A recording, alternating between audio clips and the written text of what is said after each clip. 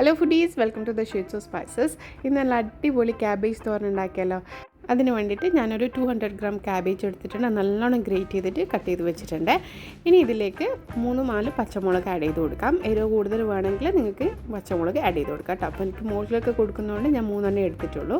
ഇനി നമ്മളൊരു ബൗളിലേക്ക് ഈ കട്ട് ചെയ്ത് വെച്ച ഗ്രേറ്റ് ചെയ്ത് വെച്ച് ക്യാബേജ് കട്ടർ ഉണ്ടെങ്കിൽ നിങ്ങളത് യൂസ് ചെയ്തിട്ട് കട്ട് ചെയ്താൽ മതി. എങ്ങനെയാണെങ്കിലും നല്ല സ്ലൈസ് ആയിട്ട് കട്ട് ചെയ്തെടുക്കുക കേട്ടോ. ഇനി ഇതിലേക്ക് 1/4 കപ്പ് തേങ്ങയാണ് ആഡ് ചെയ്ത് കൊടുക്കുന്നത്. അപ്പോൾ നിങ്ങൾ അളന്ന് ആഡ് ചെയ്ത് കൊടുക്കാം. ഞാനിവിടെ കൈ കൊണ്ട് ആഡ് ചെയ്ത് കൊടുത്തതേ ഉള്ളൂ. ഇനി ഇതിലേക്ക് 1 ടീസ്പൂൺ ഉപ്പും 1/4 ടീസ്പൂൺ മഞ്ഞൾപ്പൊടിയും ആഡ് ചെയ്ത് കൊടുക്കുക. അതിൻ്റെ കൂടെ തന്നെ കുറച്ച് കറിവേപ്പിലയും കൂടി ആഡ് ചെയ്ത് കൊടുക്കണം കേട്ടോ. എന്നിട്ട് നല്ലോണം ഒന്ന് പ്രസ് ചെയ്തിട്ട് കുഴച്ച് കൊടുക്കുക. അപ്പോൾ നല്ല ക്യാബേജിൻ്റെ ഇത് വെള്ളമൊന്നും ചേർക്കാണ്ടാണ് നമ്മൾ കുക്ക് ചെയ്തെടുക്കുന്നത്. അപ്പോൾ ആ ക്യാബേജിൻ്റെ ഉള്ളിൽ നിന്ന് വെള്ളം ഇറങ്ങി വരും കുറച്ചൊക്കെ. അപ്പോൾ അതുകൊണ്ട് നല്ലോണം കൈ വെച്ച് തന്നെ നല്ലോണം സ്ക്വീസ് ചെയ്തിട്ട് തന്നെ നമ്മൾ നല്ലോണം മിക്സ് ചെയ്ത് കൊടുക്കുക. ആ കട്ടിയെല്ലാം ഒന്ന് സോഫ്റ്റായി കിട്ടണം ക്യാബേജ് കേട്ടോ. ഞെരണ്ടിയിട്ട് നമ്മളൊന്ന് കുറച്ച് കട്ടി ഉണ്ടാവും ക്യാബേജ്. അപ്പോൾ അതൊന്ന് ഞെരണ്ടിയിട്ട് നിങ്ങൾ സോഫ്റ്റായി കൊടുക്കുക.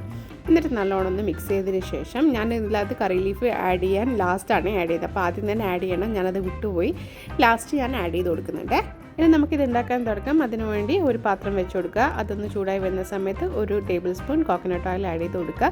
എണ്ണ ഒന്ന് ചൂടായി വരുന്ന സമയത്ത് 1 ടീസ്പൂൺ കടുക്, 1 ടീസ്പൂൺ ഉഴുന്ന്, പിന്നെ അത് രണ്ടും ഒന്ന് പൊട്ടി വരുന്ന സമയത്ത് വറ്റൽമുളകും പിന്നെ കറിവേപ്പിലയും കൂടി ആഡ് ചെയ്ത് കൊടുക്കുക. എല്ലാം കൂടി ഒന്ന് പൊട്ടി വരുന്ന സമയത്ത് നമ്മൾ ഈ കുഴച്ച് വെച്ച ക്യാബേജ് ഇതിലേക്ക് ആഡ് ചെയ്ത് കൊടുക്കുക കേട്ടോ.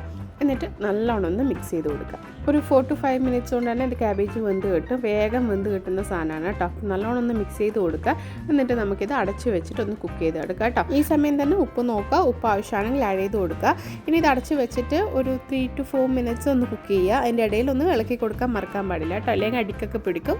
ഒന്ന് ഇളക്കി കൊടുക്കാൻ നോക്കണം കേട്ടോ. അപ്പം ഞാനിത് ജസ്റ്റ് ഒന്ന് മിക്സ് ചെയ്ത് കൊടുക്കുന്നുണ്ട്. ഇനി ഇതിൻ്റെ ഉപ്പ് നോക്കണം നിങ്ങൾ. ഈ സമയം കൂടി ഉപ്പ് നോക്കുക. വെന്ത് വരുമ്പം ഉപ്പ് ആവശ്യമാണെങ്കിൽ ആഡ് ചെയ്ത് കൊടുക്കാനും മറക്കരുത്. നല്ലോണം മിക്സ് ചെയ്ത് കൊടുക്കുക. ഓൾമോസ്റ്റ് കുക്കായിട്ടുണ്ട്. ഇനി ഒന്നും കൂടി നമുക്കിത് അടച്ച് വെച്ച് ഒന്നും കൂടി കുക്ക് ചെയ്തെടുക്കാം. ഒരു 2 മിനിറ്റും കൂടി ഞാനൊന്ന് അടച്ച് വെച്ചിട്ട് ഒന്ന് കുക്ക് ചെയ്തെടുക്കുന്നുണ്ട് കേട്ടോ. 2 മിനിറ്റും കൂടി കഴിഞ്ഞ ശേഷം നല്ലോണം കുക്കായി വന്നിട്ടുണ്ട്. ഇത്രയേ ഉള്ളൂ പരിപാടി. അപ്പോൾ നിങ്ങൾ എൻ്റെ ചാനൽ ആദ്യമായിട്ട് കാണുന്നവർ ചാനൽ വിസിറ്റ് ചെയ്യാൻ മറക്കരുത്. കുറേ അടിപൊളി വെറൈറ്റി റെസിപ്പീസൊക്കെ ചാനൽ അപ്ലോഡ് ചെയ്തിട്ടുണ്ട്. കേരള സദ്യക്ക് വേണ്ട, അതും ഓണം, വിഷു എല്ലാ സദ്യക്കും വേണ്ട എല്ലാ റെസിപ്പീസും ഞാൻ യൂട്യൂബിൽ അപ്ലോഡ് ചെയ്തിട്ടുണ്ട്. കണ്ടു നോക്കുക. അതിൻ്റെ ഒരു പ്ലേലിസ്റ്റും കൂടി ക്രിയേറ്റ് ചെയ്തിട്ടുണ്ട്.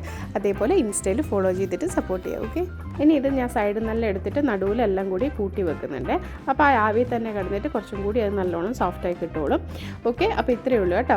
ഇനി അടച്ചു വെക്കുക, ഗ്യാസ് ഫ്ലെയിം ഓഫ് ചെയ്ത് വെക്കുക. ഇത്രയേ ഉള്ളൂ പരിപാടി കേട്ടോ. അപ്പോൾ അടുത്ത അടിപൊളി റെസിപ്പി ആയിട്ട് കാണാം. Okay, bye. Cook with love.